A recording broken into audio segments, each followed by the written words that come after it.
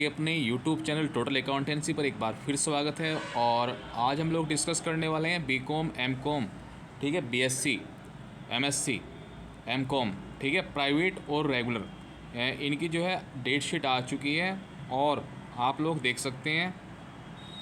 देखिए, मुख्य परीक्षा 2023 और ये जो डेट शीट आई है 20/2/2023 को रिलीज़ की गई है। और इसका जो विषय देखिए 2022-23 की मुख्य परीक्षा 2023 संस्थागत मीन्स रेगुलर और आपकी व्यक्तिगत प्राइवेट, ठीक है, या फिर चाहे आप एक्स हैं या फिर आपका सिंगल सब्जेक्ट है या आपने डिवीज़न इम्प्रूवमेंट के लिए फॉर्म भरा हुआ है या फिर आपने बैक पेपर परीक्षा 2022 की परीक्षा वार्षिक प्रणाली के अंतर्गत संचालित के परीक्षा कार्यक्रम के संबंध में।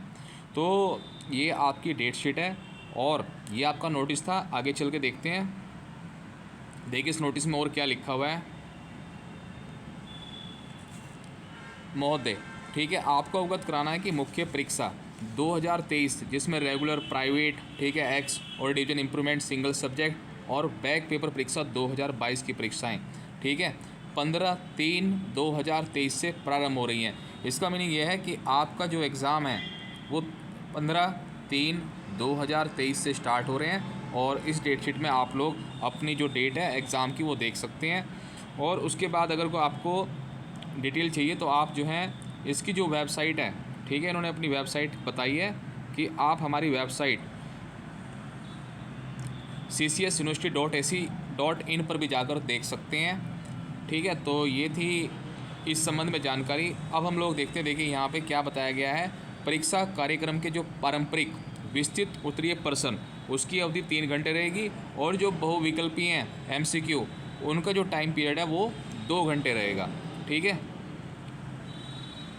चलिए अब आगे चल के देखते हैं कि कौन कौन सी डेट में कौन सा एग्ज़ाम है। तो यहाँ पे देखिए चौधरी चरण सिंह यूनिवर्सिटी मेरिट 2023 का ये आपका एनुअल एग्ज़ाम, ठीक है, annual scheme of regular and private के एग्ज़ाम है।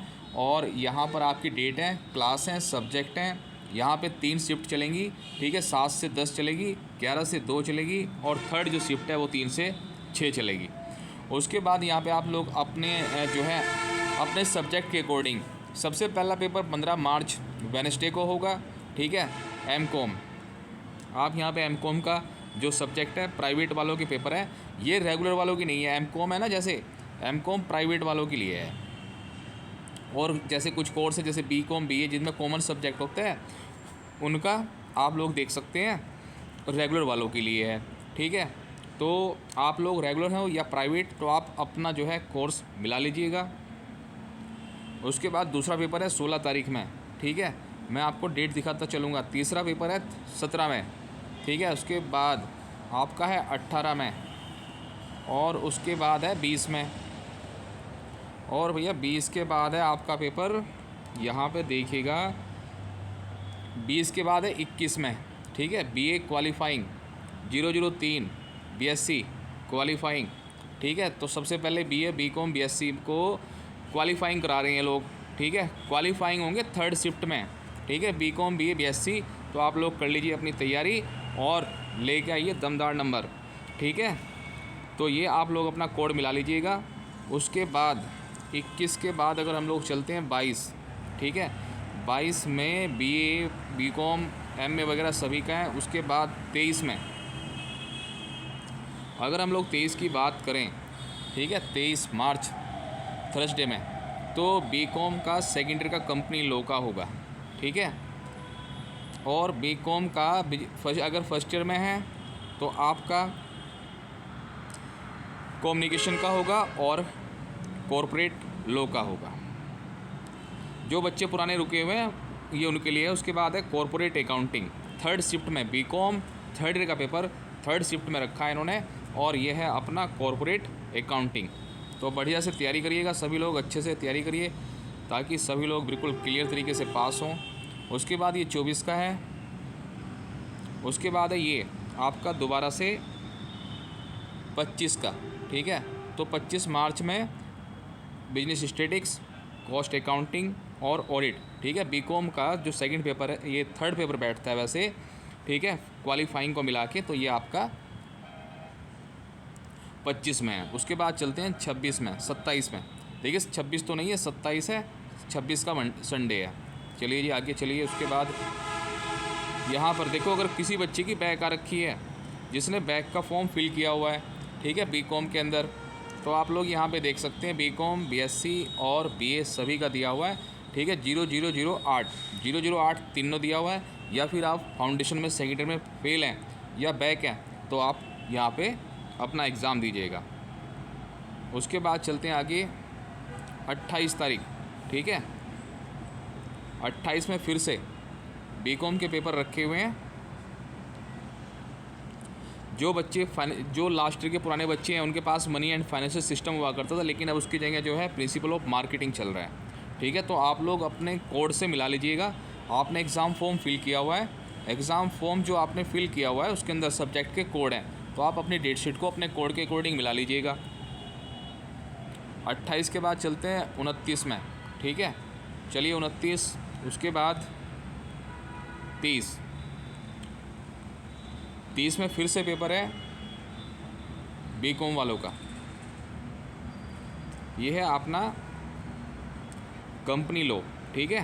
कंपनी लॉ, जिनका सेकेंडरी में बैक है, फेल हैं, उनका है आपका इनकम टैक्स।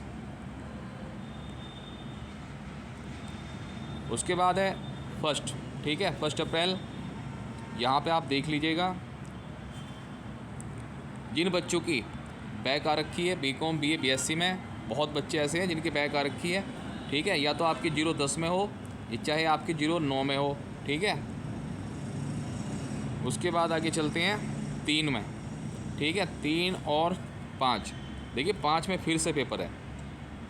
5 में आपका फिर से पेपर है ई कॉमर्स, ठीक है। और अगर आप सेकेंड ईयर में हैं तो फंडामेंटल ऑफ एंटरप्रेन्योरशिप, और अगर आप फर्स्ट ईयर में बैक है आपकी तो बिजनेस इकोनॉमिक्स है। उसके बाद 5 के बाद हम लोग चलते हैं 6 में, ठीक है, 6। और उसके बाद हम लोग चलते हैं 8 में, सैटरडे में, ठीक है। सैटरडे में देखिएगा, यहाँ पर आपका जो पेपर है बीकॉम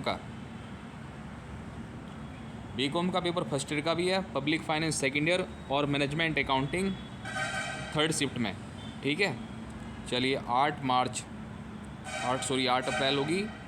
8 अप्रैल के बाद है 10, आप 10 देख सकते हैं। उसके बाद 11 है, मैं आपको सारी डेट शीट दिखा दूंगा ताकि आपको कोई भी प्रॉब्लम ना हो और आप सही से समझ भी पाएँ। 12, और उसके बाद है 13 के बाद है 15, 17, 18। चलिए उसके बाद चलते हैं 18 के बाद 19, 20, और ये आपका हो गया 21।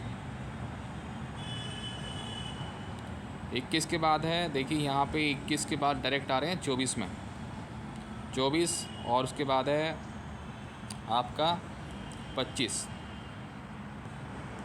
26, 27, 28 और 29। और उसके बाद है 1 मई, ठीक है। पूरा अप्रैल कंप्लीट हो चुका है। और उसके बाद है 2, 3, 4, उसके बाद 6, 8, 9, 11, 12 और 13। और ये है इस डेट शीट का सबसे लास्ट पेज, ठीक है। टोटल मिला के 28 पेज है। आप लोग यहाँ पे देख सकते हैं 28 पेज लिखे हुए आ रहे हैं, तो 28 पेज है। और ये आपका सबसे लास्ट पेज है 15 मई का।